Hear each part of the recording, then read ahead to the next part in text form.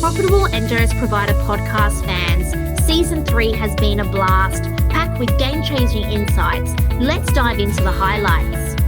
We kicked off with the explosive Growth in Specialist Disability Accommodation podcast, unlocking the secrets to success.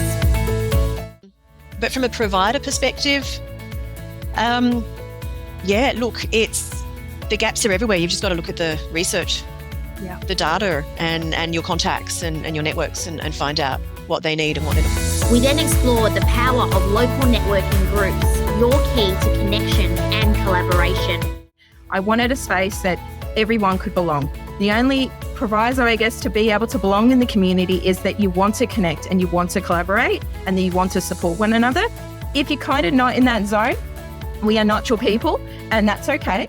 Showcasing your business through awards and events was our next stop, revealing the magic behind brand visibility and credibility. As a finalist or even the winner, it really shows your brand. It lets people put trust in your brand, I guess. And even though it recognises staff, it also might help to attract staff. If you're seen as a recognised, trusted brand, people are more likely to apply for jobs at your organisation as opposed to someone that's perhaps not an award winner or a finalist. So, there's many different advantages, I think, of nominating for awards, that's for sure. Episode 4 brought the adrenaline with Find My First Client Challenge, proving that the first client sets the stage for success. And then really understanding that boring is the profitable side of business.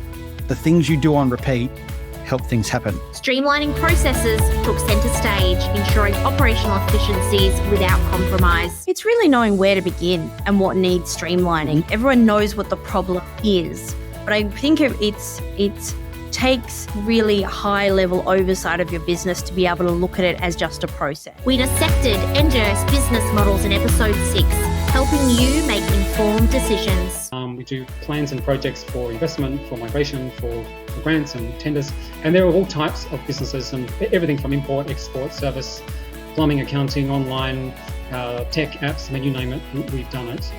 And I guess as the NDIS has grown over the last 5 or 6 years particularly, lots of our clients have been NDIS providers. So we've probably done 400 or 500 projects now for NDIS providers, and that's for brand new businesses that are just starting off and don't really know what they're doing, and also for operating providers as well. We're quite often called in to do the plans when there's an audit coming on. Standing out in the crowd was the name of the game in episode 7, unlocking uniqueness for marketing success.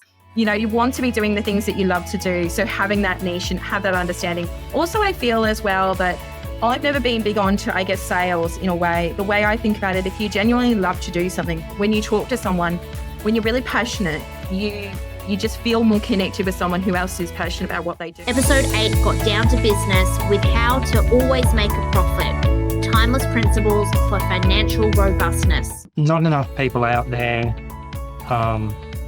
doing cash flow forecasts and looking forward, and particularly in the NDIS space, they're claiming sometimes they're not on top of doing that fast enough and following things up, so therefore then there's cash sitting out there that could be in their bank account.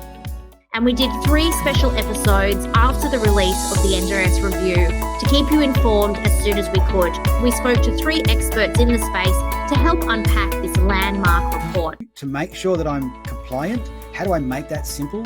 That process of registration, do I, don't I? And, creating clients, they're probably 3 of those biggest questions that people are asking consistently. Yeah, absolutely. It's the idea of creating clients as well, I think, is really perfect. It really summarises the whole idea of the NDIS really being a person-centred space. And it's not about Google AdWords, it's not about your Facebook advertising. It's all about who is your ideal client and how do you attract more of those to you rather than simply doing bottom of the funnel activities as far as marketing goes. Thanks for an amazing season filled with abundant knowledge, tips, insights, and peeks into experts' experiences. Stay tuned for more in the upcoming Profitable NDIS Provider podcast. Until next time, stop surviving and start thriving.